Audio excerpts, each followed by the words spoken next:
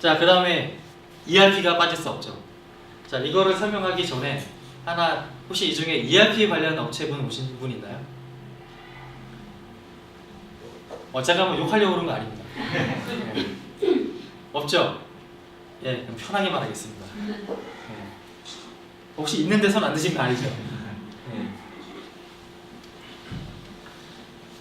일단 ERP 요래는 원래 미국의 ERP 벤더라는 회사에서 자사 소프트웨어의 이름을 붙인 데서 유래가 됐다고 해요. 그러니까 쉽게 말하면은 삼성에서 만들었으니까 삼성폰 이런 게 되는 거겠죠. 네. 근데 이게 국내에 들어올 때 번역을 하기를 전사적 자원 관리라고 번역을 해서 그게 이제 굳어진 거라고 해요. 자, 그럼 여기서 전사적 자원 관리라는 말을 들으면 어떤 느낌이 드세요? 네? 전사적 자원 관리. 그냥 이 시스템 하나로 모든 회사 업무가 다 해결될 것 같죠? 그쵸? 실제로 그렇게 오해하시는 분이 많아요. 아, 우리 회사 ERP 시스템 도입하자. 이걸로 다 할 수 있어. 근데 막상 도입해보면은 좀 그렇지는 않아요. 일부 업무만 커버가 돼요. ERP가 다 해결해주는 건 아니에요. 그 이유가 왜 그러냐면은, 참고로 제가 ERP 시스템을 절대 폄하하거나 그런 건 아닙니다. 네. 혹시 한 번이라도 나는 서점에서 ERP 관련 서적을 본 적이 있다. 네. 있으시군요. 그래, ERP 관련 서적을 보시면은 회사 업무에 그게 어느 정도 활용될 수 있을 것 같으신가요? 책에 나온 내용을 토대로 하면. 어느 정도 쓰고 있어요. 예. 저게 키워드로 이렇게 보여주신 그거에서 실질적으로 딱 적용시키는 거는 세 가지 정도 되고 일단 회계 있을 것이고, 재고, 영어. 예. 네, 맞습니다. 일반적인 ERP 모듈을 보면 이렇게 구성되어 있습니다. 일단 최상위에 회계 모듈이 있고요. 그 다음에 그 밑에 영어 모듈 쭉 모듈이 있습니다. 세분화하면 더 나갈 수도 있는데, 그리고 이제 연계된 게 있는데 이건 조금 나중에 설명드릴게요. 영어 모듈은 당연히 회사에서 매출을 일으키니까 당연히 영업 전표 찍어야겠죠. 물건 팔 때마다. 그 다음에 회사에서 자체 생산하는 경우 있을 경우에는 생산 모듈 필요하고, 그 다음에 자재 모듈, 재고 모듈, 자재 모듈은 딴 게 아니고 이런 거예요. 그래서 내가 밥상을 생산한다. 그러면은 상판 하나랑 다리 4개를 조립해야 되잖아요. 그러면은 상판에 내가 그 밥상을 만든다. 그럼 필요한 그 자재가 상판, 다리 4개. 이거를 이제 그 BOM이라 그래서 그 전문 용어가 있는데, 이런 식으로 그 필요한 그 자재끼리 묶어서 관리하는 게 있어요. 그걸 이제 자재 모듈이라고 하는데, 재고 모듈은 뭐 몇 개가 남아있는 이제 그런 거고. 이런 식으로 구성이 돼 있고, 그 다음에 영업 모듈은 만약에 아까 전에 말씀하셨다시피 뭐 매장에는 뭐 재고를 뭐 전체 관리한다. 아까 전에 제가 유니클로 얘기 드렸죠. 그게 만약에 포스랑 이게 연결돼 있으면 그게 가능하겠죠. 그렇죠? 몇 개 구매했고 몇 개 팔았다가 찍히면은 몇 개가 남았다. 그렇죠? 이게 남겠죠. 그러면은 팝 시스템에 대해서 아시는 분 있나요? 요거는 생산 시점 관리라서 요거는 아실 거예요. 판매 시점 데이터라고 해서 포스는 다 아실 텐데, 팝은 똑같은 의미입니다. 포인트 오브 프로덕션이라고 해서 생산 시점. 예. 그 생산 라인에서 이쪽에서 재료가 들어가서 완제품이 하나 딱 나오면은 완제품 하나 생산 카운트 여기서 쏴주는 거예요. 포스트랑 다를 거 없어요. 그러니까 SCM은 이것도 설명하면 너무 길어지니까 그냥 뺄게요. 이게 이제 일반적인 ERP 모듈인데, 그러면은 이게 프랜차이즈하고 어떻게 관련이 있을까요? 자, 그럼 프랜차이즈 관계를 보면은 엄밀히 따라서 따져보면은 프랜차이즈도 유통회사죠. 그렇죠? 그리고 자체적으로 생산을 하는 경우도 있습니다. 그럼 생산을 하려면은 저는 그 재고 이제 구매나 조달 같은 경우 당연히 필요하겠죠. 그러면은 앞쪽에 말씀드린 ERP에서 필요한 모듈은 다 필요합니다. 자재 모델, 뭐 생산 모델, 물류 모델 다 필요하겠죠. 그럼 여기까지는 그냥 일반적인 ERP 시스템은 다 커버가 되는데 문제는 여기죠. 영업 모듈. 자, 프랜차이즈에서 가맹점 하나 오픈했다. 그럼 가맹 수익 생기죠. 그러면은 그 본사 매출이죠. 그럼 영업 모듈에다가 매출 점표 찍을 수 있습니다. 그 다음에 가맹점에서 본사로 물류 주문을 하죠.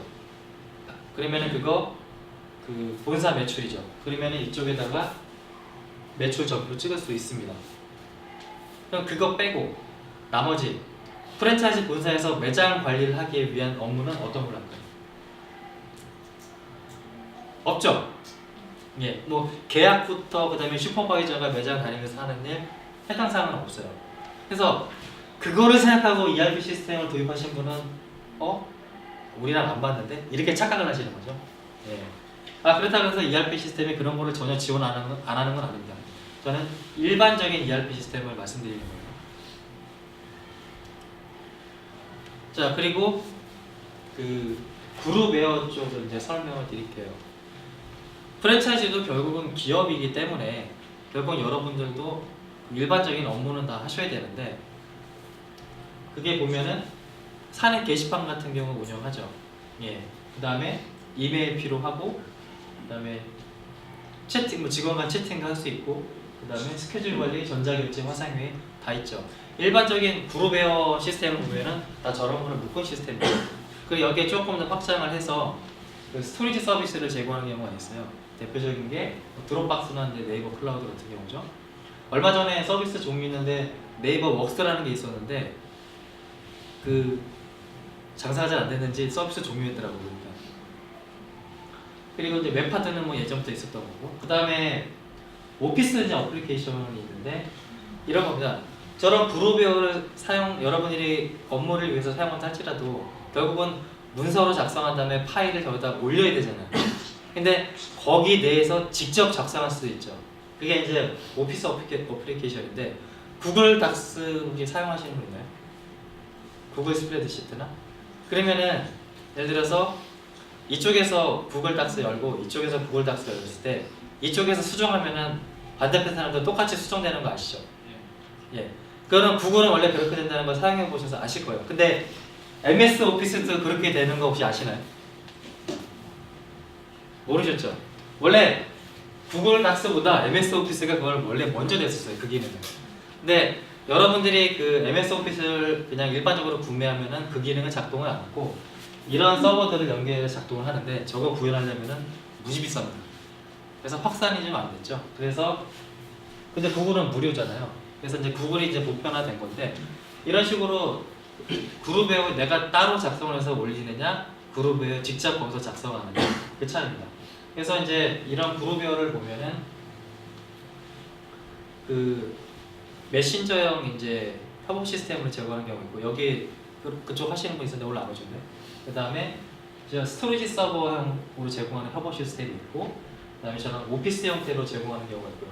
크게 이렇게 나뉩니다. 자, 그런데 이거 회사 업무 여러분들이 실무를 보기 위해서는 다 필요하죠. 실제로 도입해서 쓰는 경우도 있고. 야, 근데 문제가 뭐냐?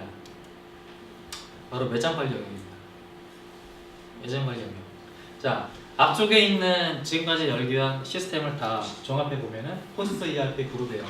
자, 매장의 매출 관리는 포스트 시스템으로 할 수 있죠. 그렇죠?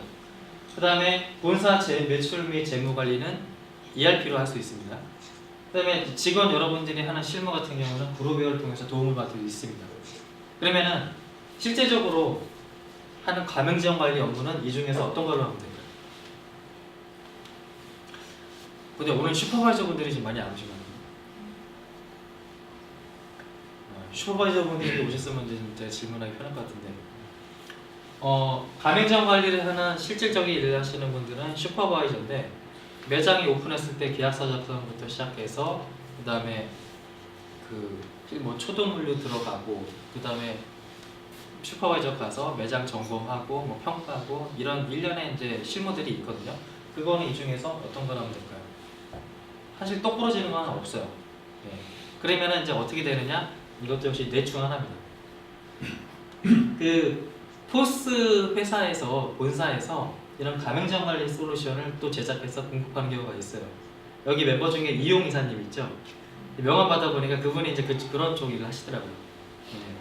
그 다음에 ERP 이제 회사에서도 이제 가맹점 관리 솔루션을 개발을 해서 별도로 또 제공하는 경우가 있습니다. 대표적인 게 오늘 한춘 설렁탕 안 오셨나요? 그 한춘 설렁탕이 이런 식으로 이제 시스템을 구축을 했더라고요. 그리고 원앤원인가? 오늘 원앤원 오셨나요? 네. 어디 계시나요? 혹시 그때 뵀었나요? 네. 예. 얼마 들었나요? ERP만 작년에 10억 ERP 리스만 투자한 10억이고 예. 그 자체 또 제작해서 사용하고 예. 아마 제가 그 정도 돈 비용 들었으면은 아마 이거 전체를 다 구축했을 것 같아요. 맞죠? 예.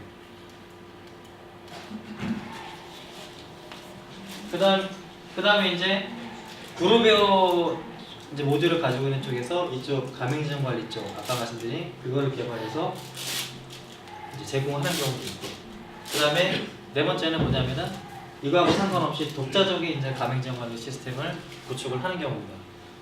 참고적으로 말씀드리면은 제가 하는 일이 바로 마지막 일입니다. 네. 제가 하는 일은 여기까지만 그냥 넘어갈게요. 자, 그러면은 구체적으로 이제 매장 관리 시스템이 어떻게 되느냐 좀 보여드리면은, 우선 그 가맹점 리스트는 당연히 있어야 되잖아요. 가맹점 이름, 그 다음에 점주는 누구고, 주소는 어떻게 되고, 연락처는 어떻게 되고 쭉 있죠. 아마 제가 장담컨대 대부분 이거 엑셀로 관리하실 거예요. 맞죠? 그러면은 필요한 항목을 필드를 계속 넣다 보면은 이제 오른쪽으로 이제 계속 길어질 텐데, 제가 한번 실제로 한번 봤어요. 그랬더니 지금 시중에서 판매되는 가장 큰 와이드 스크린 4개를 붙여야 그걸 다 펼칠 수 있더라고요. 네, 그 정도로 관리하는 항목이 되게 많아요. 그러니까 스크롤을 오른쪽으로 계속 해야지 이쪽에 있는 데이터 볼 수 있어요. 네. 그런 기초 정보나 이제 그런 거 당연히 관리해야 되고, 그 다음에 그 매장을 보려면 당연히 첫 번째 봐야 되는 게 매출 정보죠. 근데 이 매출 정보는 당연히 포스에서 볼 수밖에 없어요. 그러면은 포스 쪽하고 연동이 되든가 아니면은 포스에서 제공하는 그런 시스템을 이용하든가. 그 다음에 당연히 매장에서 발주하는 거를 처리를 해줘야 되겠죠. 매장 발주네요. 그게 당연히 들어가 있어야 되고, 그 다음에 거래처 원장, 이 매장이 혹시 미수금은 없는지, 그 다음에 이런 것들을 봐야 되겠죠. 그 다음에 회계 거래처 원장을 봐야 되는데 이거는 ERP 쪽하고 관련이 있는 겁니다. 그 다음에 슈퍼바이저가 매장 돌면서 평가를 한다든지 그런 관리지를 작성해야 되잖아요. 그거를 또 직원분들하고 공유를 해야 되고, 이게 SV 모듈이나 이제 그룹웨어 쪽입니다. 이쪽이. 그 다음에 아까 앞쪽에 설명했었죠. 고객 정보. 그런 고객 정보에 대해서 만약에 판다 그러면은 가맹점에 이제 왔다 갔다 하는 고객 정보를 다 데이터를 수집할 필요가 있잖아요. 이게 이제 CRM 쪽 영역이 될 테고, 이게 반드시 필요하다는 게 아니고 만약에 이런 데이터를 본사 차원에서 만약에 관리를 한다 그러면은 이런 기능도 있어야 된다는 겁니다. 그 다음에 이제 뭐 그 매장에서 일하는 직원 정보까지 관리하는 경우가 있어요. 예, 그때는 당연히 이런 채용 정보나 직원 정보 시스템도 구축을 해야 되겠죠. 그러면 이렇게 놓고 보면은 매장 관리 시스템은 결국은 제가 앞쪽에서 설명했던 거였죠. 그거 다 포함되는 거예요.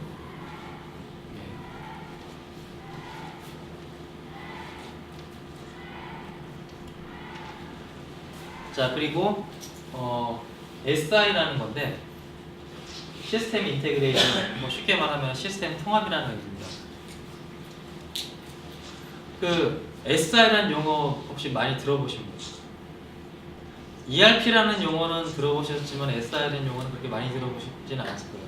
왜냐면은 업종에 따라서 좀 다른 게, 여러분 그 대학교에서 학생들 이제 학점 관리나 이제 그런 거 다 운영하잖아요.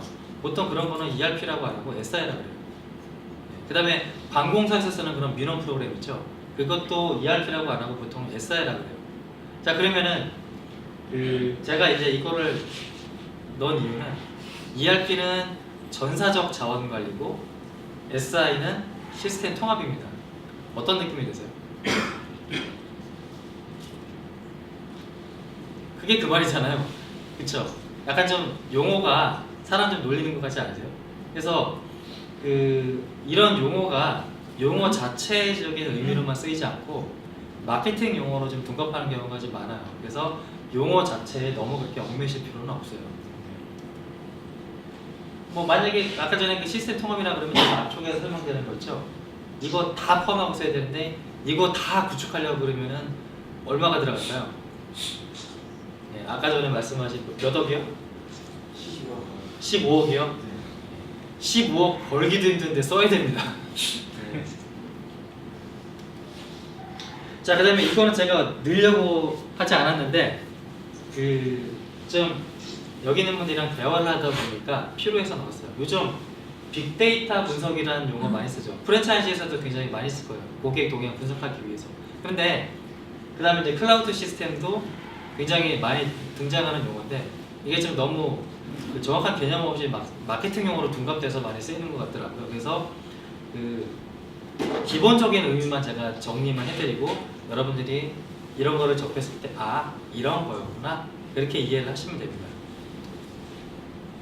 빅데이터 정의는 우선 디지털 환경에서 생성되는 데이터를 의미하는데요. 그렇다고 이게 다 빅데이터냐? 그건 아닙니다. 세 가지 이제 요건이 충족이 돼야 되는데요. 첫 번째가 방대한 데이터량. 그러면 어느 정도를 가지고 방대한 데이터량이라면요. 여러분 업무용으로 쓰는 PC 있죠? 요즘 하드디스크 용량이 어느 정도 달려서 나오죠? 작으면 한 500기가, 보통 1테라, 2테라짜리가 달려서 나오죠. 자, 그럼 하드디스크 용량은 그런데 거기에 데이터를 다 채울 수 있나요? 뭐 드라마 뭐 잔뜩 다운로드 받으면 뭐 1테라, 2테라는 금방 채우겠죠. 근데 순전하게 정말 업무용으로만 채운다 그러면 뭐 워드, 엑셀 이런 거를 채운다 그러면 100기가 채우기도 사실 힘들어요. 1테라 못 채웁니다. 그러면은 어느 정도 보고 이제 보통 방대한 양이라 그러냐? 아까 전에 제가 하드디스크는 1테라인데 100기가 채우기도 어렵다고 그랬잖아요. 주로 펙타 정도는 나가줘야 이제 빅데이터 정도라고 하고, 그 다음에 여러분 프랜차이즈에서 만약에 어떤 시스템을 구축을 했는데 여러분이 뭐 게시판에 매일 만약 직원 한 50명 정도가 매일 글도 올리고 매일 뭐 업무일지도 올리고 매일 그 다음에 기한서 그런 걸 다 올렸을 때 데이터베이스에 그럼 쭉 쌓이잖아요. 그게 1년 동안 어느 정도 쌓일 것 같으세요? 정말 많이 쌓여야 1,200메가입니다. 데이터베이스. 생각보다 작죠. 그렇죠? 뭐 이미지나 뭐 동영상 빼고 작죠.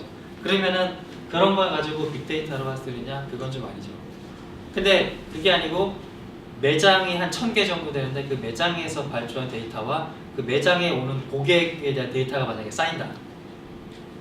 그거는 조금 다시 생각해 볼 수가 있겠죠. 그래서 좀 데이터량이 좀 많아야 되고, 그 다음에 그 데이터가 고정된 데이터냐, 그 데이터 생성 속도도 따져봐야 되는데 보통 초당 테라 수준으로 쌓입니다. 초당. 예. 제일 많이 쌓이는 게 무슨 카드 결제 같은 거 있죠. 카드 회사 같은 경우에는 전국에서 카드 엄청나게 결제되잖아요. 그 쌓이는 속도가 뭐 초당 뭐 기가 막 이렇게 쌓여요. 메가 기가 이렇게. 이 정도는 돼야 빅데이터라 그러고, 그 다음에 데이터 형태의 다양성이 숫자, 문자, 뭐 이미지, 동영상 여러 가지가 있죠. 그럼 이 세 가지 정도를 충족을 해줘야 그다음에 빅데이터라고 부르는데, 근데 그렇지 않은 경우 이제 빅데이터라고 하는 경우도 많죠. 이제 만약에 전국 고객 뭐 메뉴 조사를 한다든지 이런 거 데이터량이 굉장히 방대하잖아요. 네. 이런 경우는 빅데이터에 해당될 수 있습니다. 근데 한 개 회사에 이제 들어가 있는 데이터를 가지고 빅데이터라고까지는 하지는 않아요. 근데 그게 만약에 고객 데이터고 수량가 엄청나게 쌓였다. 그런 경우는 이제 가능하죠.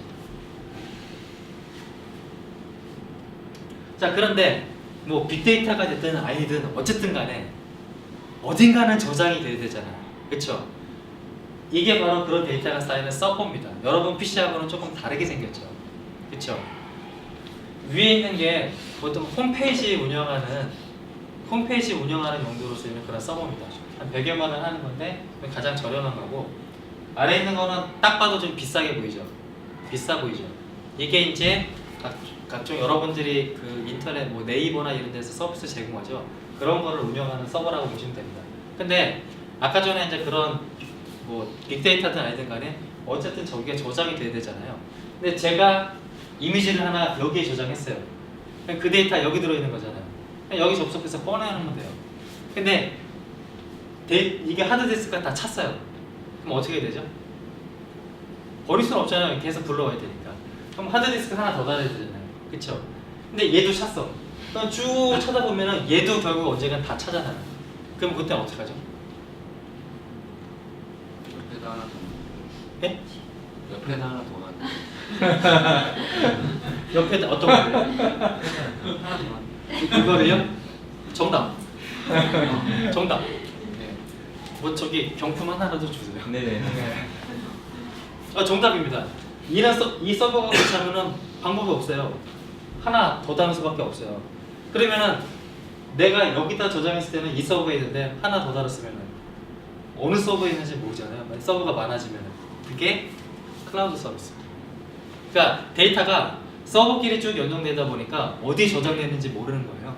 그래서 구름처럼 데이터가 둥둥 떠다닌다고 해서 클라우드 서비스고 여러분이 이제 사용하는 각종 뭐 드롭박스부터 해서 그런 이제 시스템이 클라우드 서비스인데 그러면은 구체적으로 클라우드 서비스는 그러면은 아까 전에 말했잖아요. 그 데이터 용량이 꽉 차면 연결해야 되는데 자 구글을 예를 들어 볼게요. 전 세계 사용자가 다 쓰죠.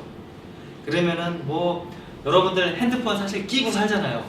매일 사진 찍어서 음식 사진 나 이런 거 먹었네 하고 올리고 전 세계 사용자들이 그걸 다 올릴 텐데 그러면은 그 서버를 감당을 어떻게 할까요? 그래서 서버가 이렇게 되어 있습니다.